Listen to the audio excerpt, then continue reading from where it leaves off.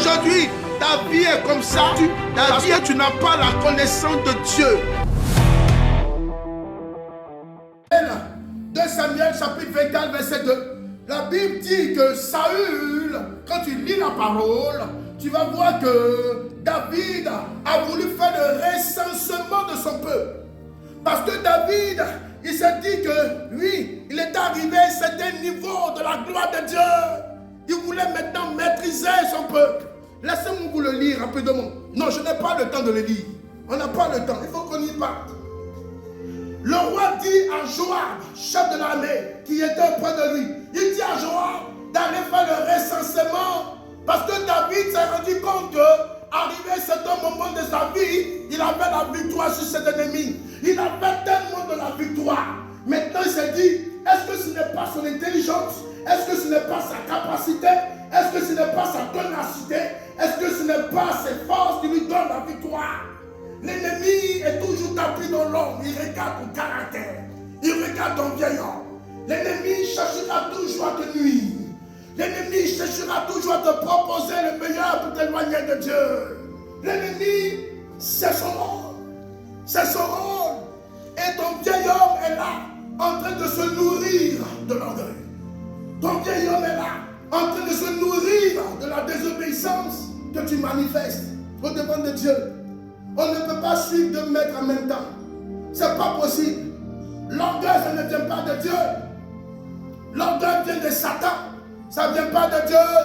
La désobéissance ne vient pas aussi de Dieu. Soit tu choisis de marcher avec Satan, avec Lucifer et ses démons, soit tu décides de marcher avec le libérateur, le lion de la tribu de Juda, l'étoile brillante du matin, le premier-né parmi les morts, le rocher d'un rocher, le rocher des siècles, celui qui change toute destinée, toute vie.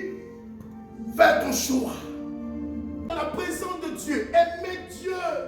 Et puis un seul instant, voici l'orgueil qui commence, lui, à prendre de l'ampleur dans ton âme, qui prend, qui commence à prendre de la place dans ta vie. Si tu ne rejettes pas l'orgueil et que tu poses une action en débois de la volonté de Dieu, Dieu ne va pas te laisser comme ça.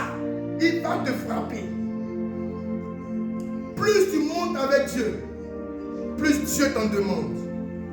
Je répète, il faut bien m'écouter. Plus tu montes avec Dieu, plus Dieu te demande. Dieu t'en demande. Il y a des choses que Dieu ne badine pas. Dieu ne badine pas avec ça. L'orgueil te détruira. L'orgueil. C'est le deuxième ennemi qui combat la grâce de Dieu sur la vie des contemplateurs, sur la vie des adorateurs, sur la vie des personnes qui aiment Yeshua. Quand nous lisons le psaume 20, verset 7, je vais le lire rapidement. Les uns s'appuient sur les chars, les autres sur les chevaux. Nous invoquons le nom de l'Éternel. Oui, ce n'est ni par la force, ni par le sang, ni par la volonté d'un homme, mais par la volonté de Dieu. Si Dieu combat à mes côtés, qu'est-ce qu'un homme pourra me faire? Si Dieu combat auprès de moi, je n'ai aucune crainte, même si je passe par le feu. Même si Dieu est auprès de moi, je n'ai aucune crainte, même si je passe, par la mer. La mer ne me submergera pas.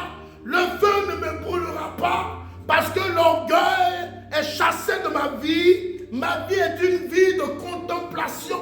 Ma vie est une vie d'adoration. Ma vie est une vie d'adoration à la gloire de Dieu. Je suis une personne humble et je veux monter dans les dimensions de Dieu pour l'adorer. Je chasse l'orgueil de ma vie. Dieu ne compose pas avec les orgueilleux.